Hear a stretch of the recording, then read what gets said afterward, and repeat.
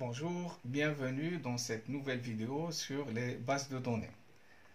Nous allons voir le modèle entité-association après l'introduction, ensuite le modèle relationnel, ensuite le langage SQL avec les TD et les TP qui vont avec.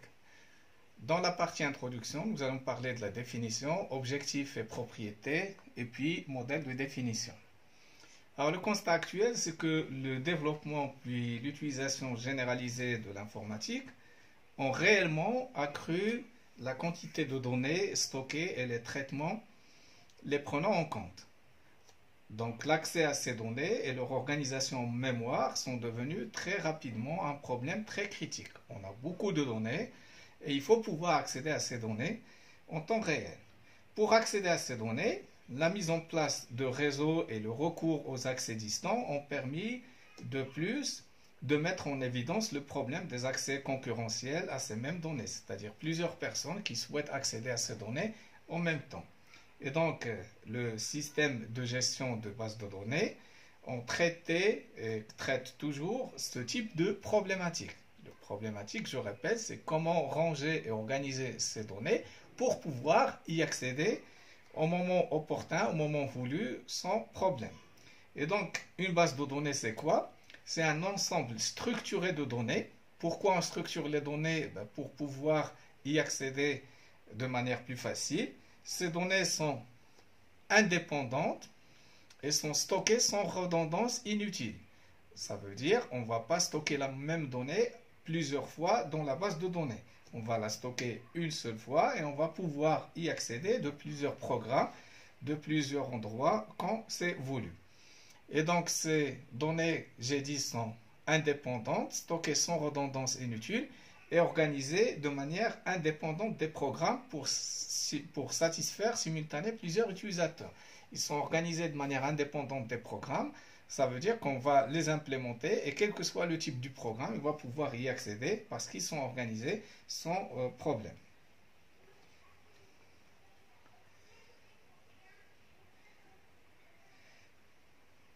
Ici, on voit qu'on a des utilisateurs qui veulent accéder à un certain nombre de données. Ces données, on a dit, ils sont structurées. On a la base de données et on a le schéma de la base ou le catalogue ou la métabase.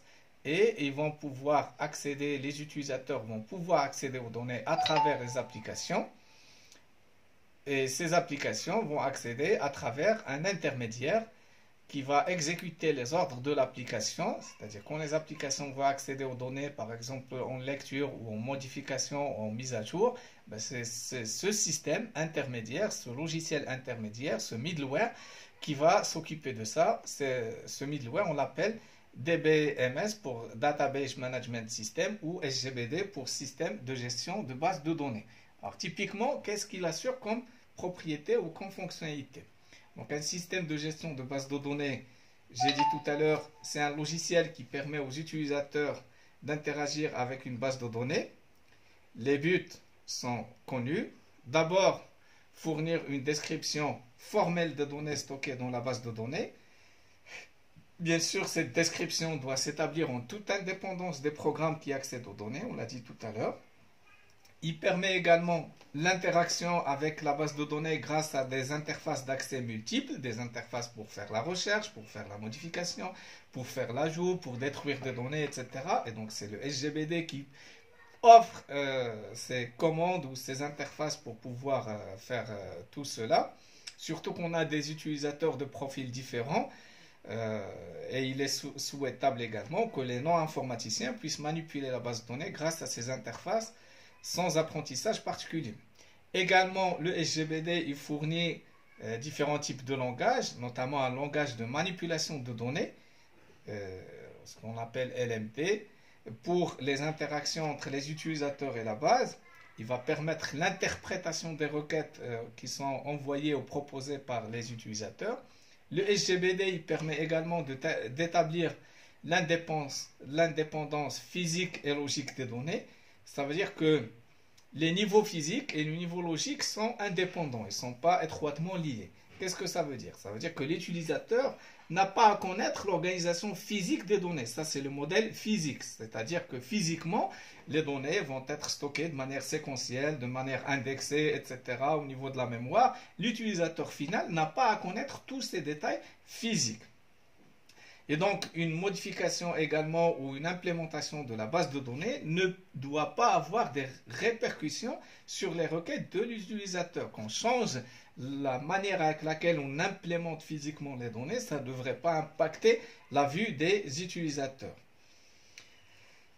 Également, éviter toutes les redondances inutiles, c'est-à-dire cette redondance, ils vont naturellement conduire à une perte de place, à des problèmes de mise à jour. Si l'information est disponible plusieurs fois dans la base, alors quand elle est modifiée, on va aller modifier à tous ces endroits. Typiquement, on distingue deux types de redondance. Premier cas, c'est la même donnée présente plusieurs fois dans des fichiers différents ou dans des endroits différents. Et deuxième chose, c'est qu'une donnée est présente physiquement dans un endroit, mais qui peut être déduite à partir d'autres données. C'est également une redondance. Par exemple, inutile de stocker la date de naissance et l'âge, parce que l'âge, il peut être déduit à partir de la date de naissance. Bien sûr, le SGBD, ou système de gestion de base de données, doit maintenir la cohérence des données par une administration centralisée, généralement prise en charge par un DBA. Un DBA, ça vient de Database Administrator ou administrateur de base de données. Il va valider les données, il va s'assurer de la dépendance des données, il va s'assurer de la cohérence des données, surtout avec les accès concurrentiels et les accès multiples, etc. Bien sûr, j'ai parlé d'accès concurrentiel. La GBD devrait offrir un accès multiple aux données et régler le problème de la concurrence des accès. Je rappelle, la concurrence d'accès, ça veut dire plusieurs utilisateurs, ils veulent pouvoir accéder à la même donnée, peut-être un en lecture, l'autre il est en train de modifier la donnée. Donc ces accès doivent être gérés par le SGBD. Également, par exemple, les accès, ce qu'on appelle les accès mutuels ou lors de la mise à jour simultanée de la donnée, etc. Le SGBD doit également assurer la sécurité d'accès aux données, c'est-à-dire assurer la confidentialité de certaines données pour qu'elles ne soient pas accessibles à l'extérieur de la base par des utilisateurs non autorisés. Il doit assurer l'identification des utilisateurs, etc.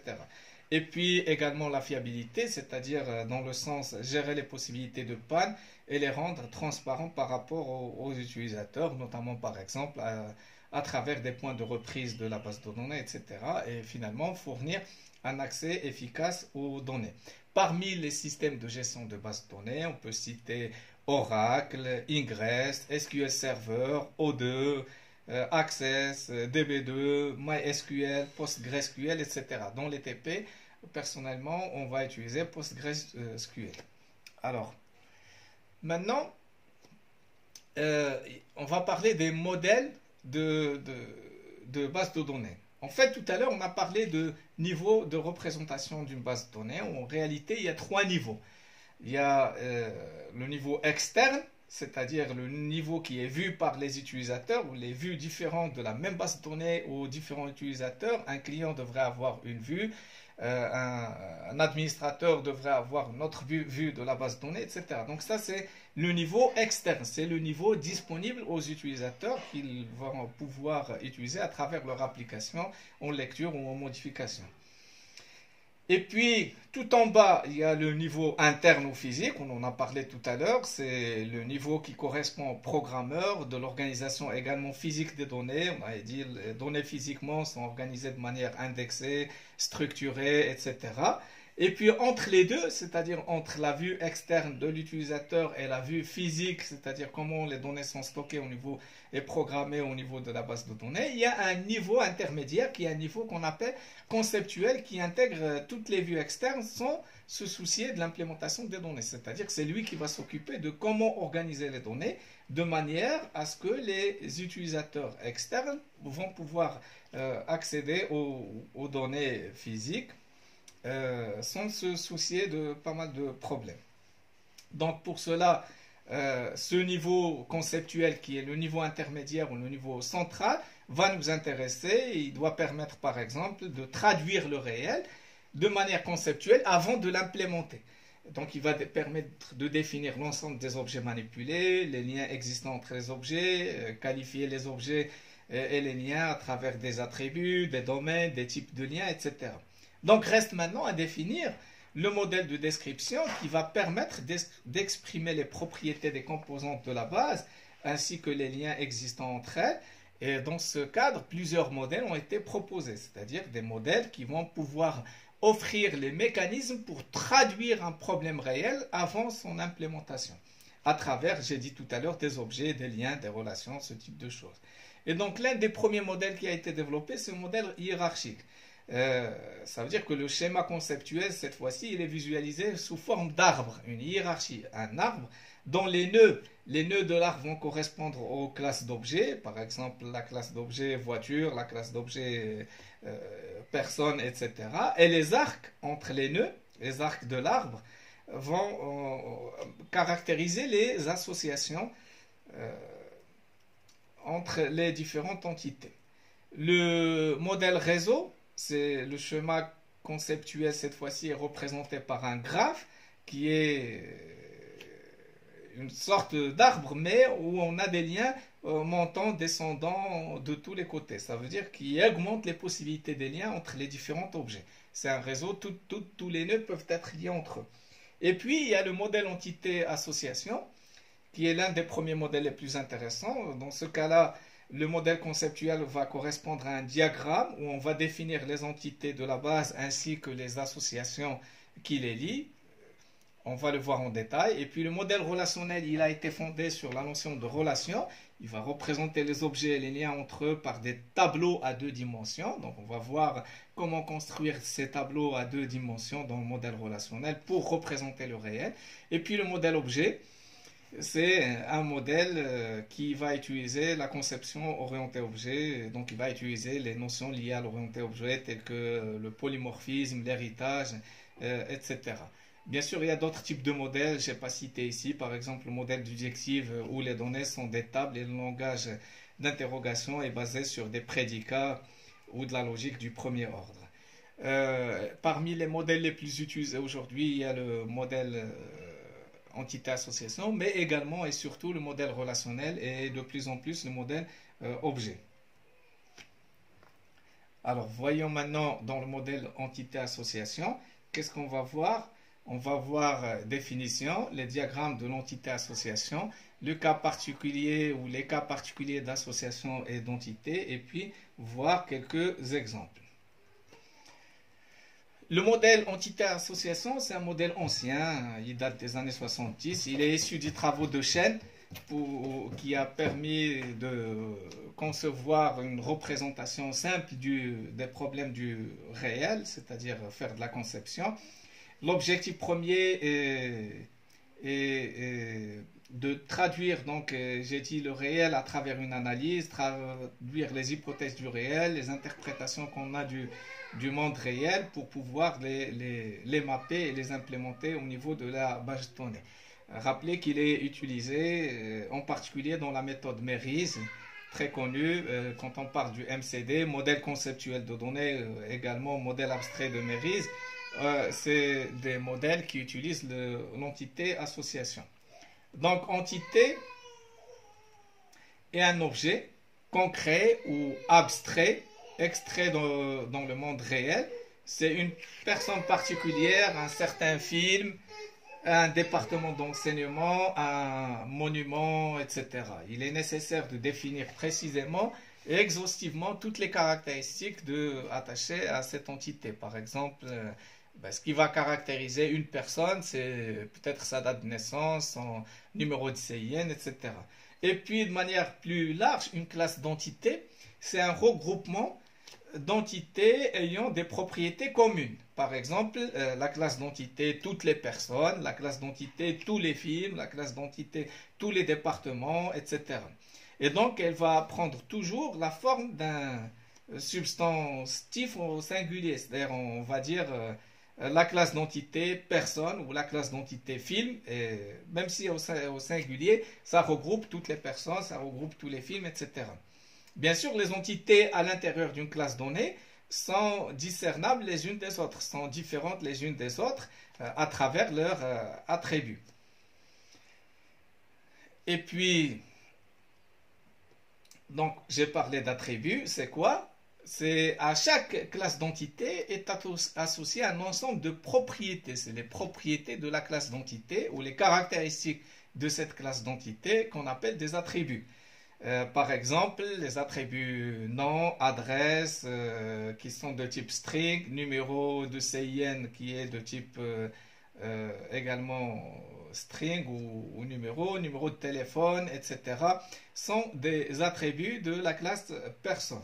Bien sûr, on peut avoir un attribut qui peut avoir la valeur nulle, c'est-à-dire n'a pas de valeur ou sa valeur est inconnue au moment où on saisit les informations relatives à cette entité. Alors maintenant, voyons la représentation. Alors déjà,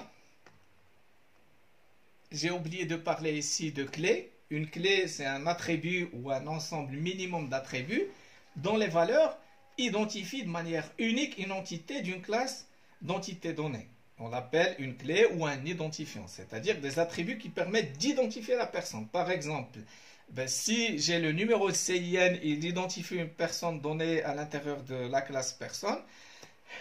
Dans ce cas-là, le numéro de CIN est un identifiant.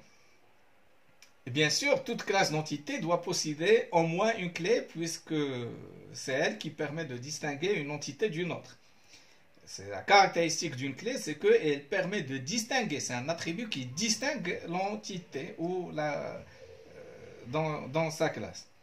Donc une clé peut être un attribut, un ensemble d'attributs. Par exemple, si on n'a pas de numéro de CIN et que le nom, le prénom et l'âge, ils peuvent être tous les trois accumulés, peuvent être un attribut clé. Bien sûr, les attributs clés doivent toujours avoir une valeur différente de nulle, sinon ça ne sert à rien. Alors, lorsque plusieurs clés existent ou sont possibles, une clé particulière est privilégiée, on va la nommer une clé primaire. Les autres clés, on va les nommer les clés candidates.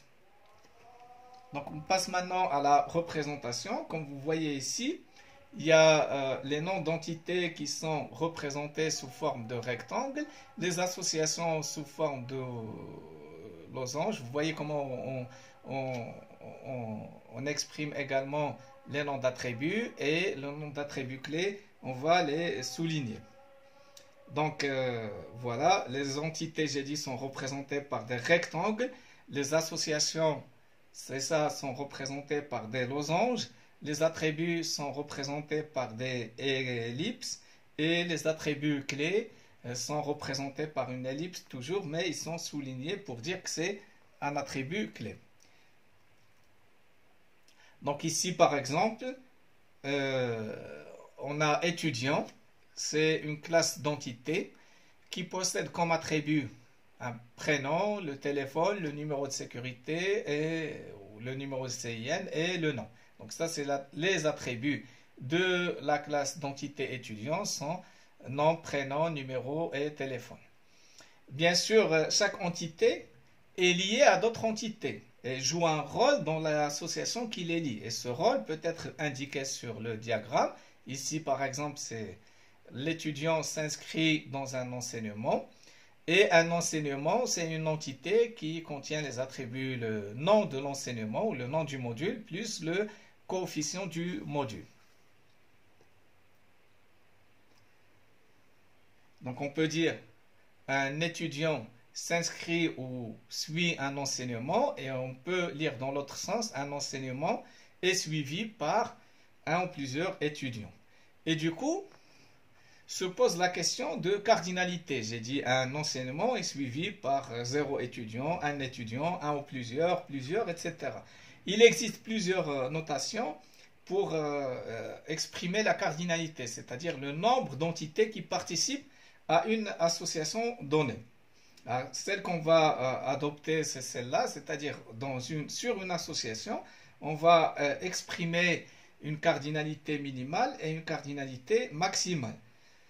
Et donc la cardinalité minimale, c'est le nombre de fois minimum où chaque occurrence d'une entité doit participer à l'association. Par exemple, tout à l'heure, entre étudiants et enseignement, c'est-à-dire c'est le nombre minimum d'étudiants qui peuvent s'inscrire dans un enseignement. Et puis la cardinalité maximale, c'est le nombre de fois maximum où l'on peut trouver une occurrence d'entité qui participe à une association. Par exemple, dans l'exemple de tout à l'heure, le nombre d'étudiants maximum qui s'inscrivent à un enseignement donné. Dans le cas où le minimum peut être nul, on parle de participation partielle. Ça veut dire toutes les occurrences de l'entité peuvent exister indépendamment de l'association. C'est-à-dire ils peuvent ne pas participer à l'association. Si on reprend l'exemple de tout à l'heure, si la cardinalité minimale est 0 entre étudiants et enseignants, ça veut dire qu'il peut y avoir des étudiants qui ne s'inscrivent pas à un enseignement. Voici des exemples. Comment les lire? Ici, on dit qu'un enseignant est chef de 0 ou 1 département, est chef de minimum 0 département au plus 1 département. Ça veut dire qu'on ne peut pas avoir des enseignants qui sont chefs de plusieurs départements. Dans l'autre sens, ici, un département possède un et un seul chef, c'est-à-dire au minimum un chef, au maximum un chef, c'est-à-dire un et un seul chef, un enseignant qui est chef. Cette cardinalité, dans ce sens, se lit un enseignant travaille dans un et un seul département, et un département peut contenir un ou plusieurs enseignants qui travaillent dans ce département. Ici, on va lire un étudiant, il s'inscrit au minimum un enseignement, il peut s'inscrire à plusieurs enseignements, et un enseignement contient un ou plusieurs étudiants qui sont inscrits dans cet enseignement. Maintenant, il se peut que des attributs soient associés à l'association. Tout à l'heure, on a vu des attributs associés à des entités, par exemple l'attribut nom et numéro de téléphone de l'étudiant. Mais maintenant, si on prend l'année, l'année, est-ce que c'est un attribut ici de étudiant ou c'est un attribut de enseignement? En réalité, l'année caractérise le lien entre l'étudiant et l'enseignement. Et donc, à partir de là, une classe d'association, c'est un attribut qui caractérise le lien entre deux entités, si et seulement si, en considérant une occurrence de chaque entité en relation, on peut associer une et une seule valeur de l'attribut considéré. Qu'est-ce que ça veut dire ici? Ça veut dire que si j'ai un étudiant et un enseignement, alors l'inscription, c'est une et une seule année. Si un étudiant peut s'inscrire à un enseignement dans plusieurs années, dans ce cas-là, année ne serait pas attribut de l'association, mais sera une entité à part. Et dans ce cas-là, on aura une relation ternaire. Donc, je récapitule. Il y a des attributs qui peuvent caractériser non pas les entités, mais les liens entre les entités. C'est-à-dire, ils peuvent être associés à une classe d'association. Donc, ils caractérisent le lien entre les entités considérées. Ici, en particulier l'année. Un étudiant s'inscrit à un enseignement à une année donnée. L'année, on ne peut pas la mettre dans étudiant parce qu'elle dépend également de l'enseignement. On ne peut pas la mettre à enseignement parce qu'elle dépend de l'étudiant qui s'inscrit à cet enseignement et donc elle caractérise le lien. Mais à une seule condition, il faut que si je prends une occurrence de étudiant et une occurrence de enseignement, j'en ai qu'une et une seule occurrence de année. Si je prends l'étudiant Bob et l'enseignement sécurité, Bob ne peut s'inscrire à sécurité qu'à une et une seule année. S'il redouble par exemple ou s'il peut s'inscrire à plusieurs années dans le même enseignement, dans ce cas-là, année devrait être une entité à part et non pas une caractéristique de l'association. Donc ici on voit également un autre type de liaison. Ici c'est une liaison qu'on appelle unaire ou réflexive parce qu'elle lie les éléments d'une classe d'association, d'une classe donnée, d'une classe d'entité donnée, pardon. Ici, par exemple, c'est les liens entre les employés eux-mêmes. C'est les liens hiérarchiques ici, de supériorité hiérarchique. Ici, on la lit.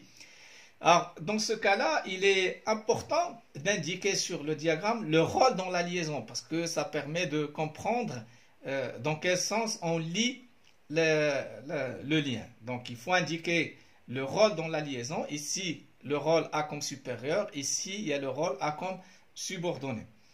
Donc, afin de faciliter la compréhension des cardinalités également, Et ici, par exemple, un employé a comme supérieur un et un seul autre employé. Et dans l'autre sens, un employé, il a comme subordonné un ou plusieurs employés. Mais la relation, elle est réflexive, c'est-à-dire elle lie des employés entre eux. On peut avoir également des liaisons 1-1, c'est-à-dire au minimum 1, au maximum 1. Donc ici, qu'est-ce qu'on avait dit? Un département possède un et un seul chef qui est un enseignant. Alors, dans ce cas-là, on aurait pu mettre chef comme caractéristique de département. Mais par contre, donc on va lire ici un enseignant travaille dans un et un seul département. Et un département, il a un attribut chef. L'implémentation de ces deux-là est identique, mais la précision elle est meilleure au niveau de la première représentation, parce que chef n'est pas attribut de département. Chef, c'est finalement un enseignant où caractérise le lien entre enseignant et département. Donc j'ai dit que la seconde version elle est beaucoup moins précise que la première, parce que la première elle décline totalement la spécification du modèle abstrait, et dans la seconde, la compréhension de la sémantique de l'attribut chef, elle dépend du choix de l'identificateur. Pourtant, les valeurs de cet attribut sont nécessairement contraintes par les valeurs de l'attribut source, c'est-à-dire ici nom de la table enseignant. Et donc la première version sera préférée et elle élimine toute ambiguïté. Ici, il y a un autre type de lien, c'est ce qu'on appelle les liaisons d'inclusion ou les liens is-a. Is-a, c'est is-e en réalité en anglais, c'est-à-dire en français et un. Is, c'est et, a-e, c'est un. Donc ici, comment on lit? Un vendeur est un salarié et un directeur est un salarié. Le salarié, il a son numéro, son nom et son prénom. Le vendeur, il a son numéro et une remise. Et le directeur, il a son numéro, il a en particulier les stock options. Donc je récapitule. Ce diagramme, il indique qu'un directeur est un salarié ou un employé. Le vendeur est également un salarié. Et le terme générique utilisé pour cette association est is-e ou est un en français. Donc on dit également vendeur est un sous-type de salarié et directeur est un sous-type de salarié. On voit que dans ce diagramme, une clé est associée à chaque entité. On a une clé pour salarié, une clé pour vendeur, une clé pour directeur. Mais en réalité, elle représente la même donnée parce que voilà, c'est la même clé, c'est la même personne qui est salarié et vendeur, c'est la même personne qui est directeur salarié. Donc une nouvelle représentation a été introduite, c'est celle-là. Donc ici on a mis à la place de is-e un triangle. Et vous vous rappelez, on a enlevé les clés qui étaient au niveau de directeur et de vendeur, on a mis une clé qui est au niveau de salarié et c'est ce qui est plus logique. Donc ici les clés de directeur et de vendeur ainsi que les cardinalités, ils deviennent implicites sur ce diagramme. On les a enlevés et on a gardé juste la clé au niveau de salarié, on a enlevé la cardinalité. Donc on parle alors de clé étrangère puisque la clé de directeur ou vendeur est un attribut défini dans une autre entité qui est l'entité salariée.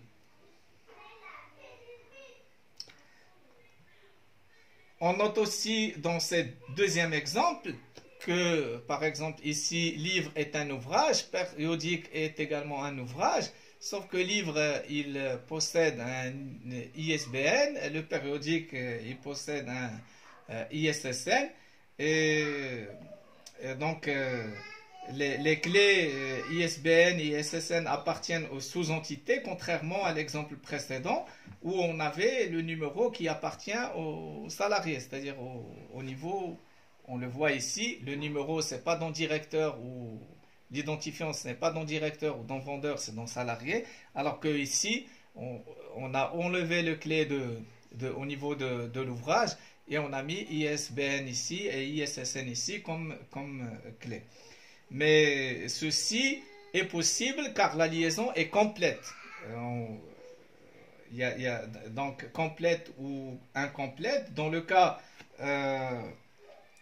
incomplète, ça veut dire qu'on n'a pas une partition, ça veut dire qu'il existe des employés qui sont ni directeurs ni vendeurs, et qui sont à la fois des directeurs, des vendeurs et des directeurs.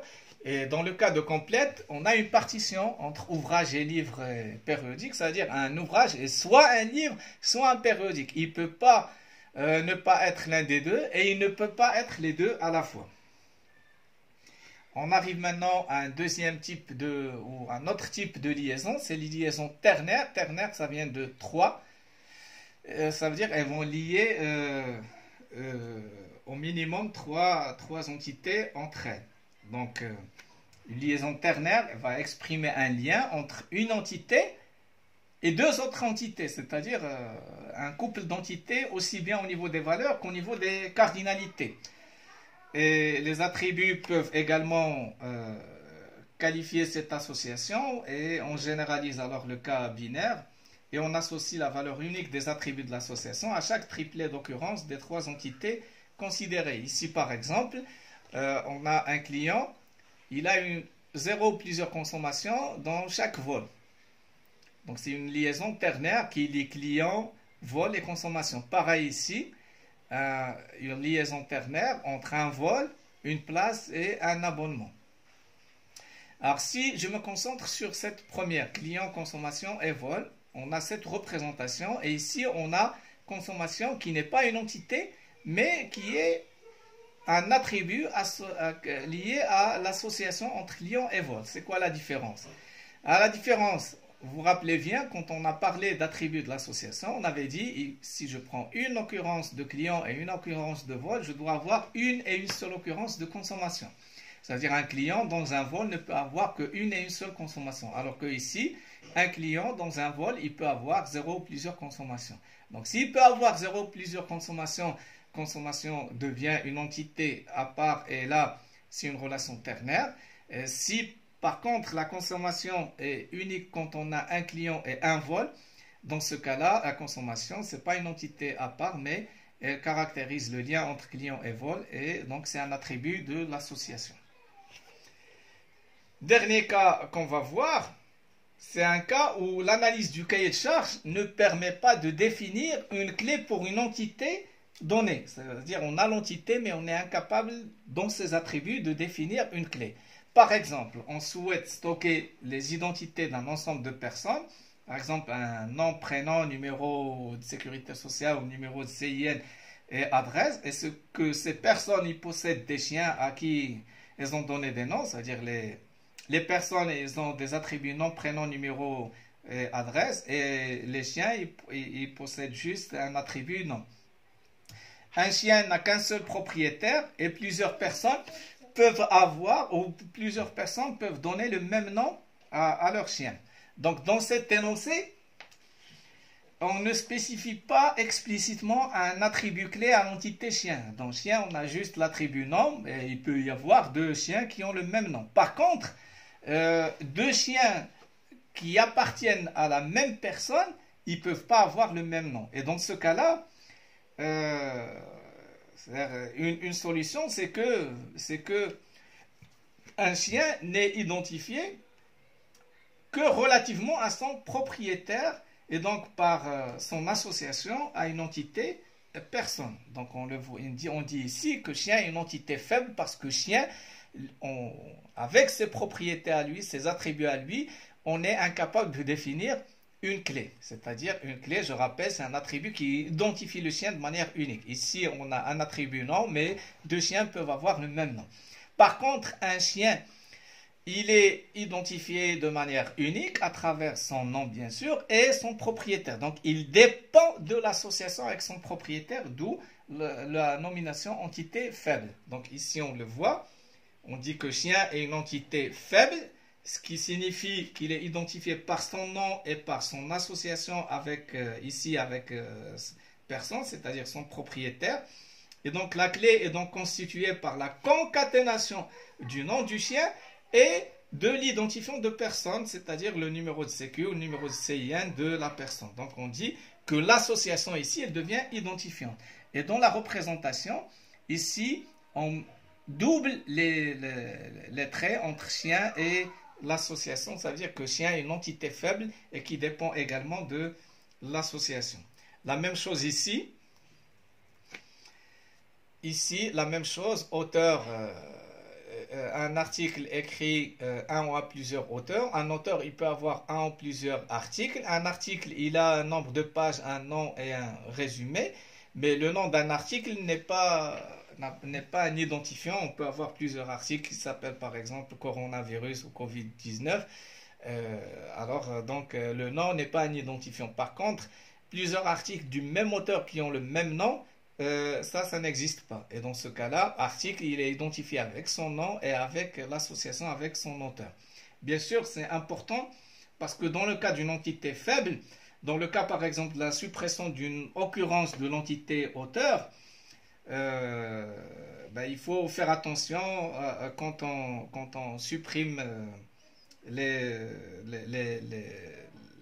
quand on supprime les auteurs, il faut faire attention également aux articles. Donc, il doit y avoir un ordre dans la destruction des entités et des entités faibles auxquelles ils sont liés. Voilà, on arrive à la fin de cette vidéo. Voici un premier exercice. Je demande à mes étudiants de le faire. On le corrigera dans le TD qui suivra. Et on fera des TP bien sûr par la suite. Merci pour votre attention.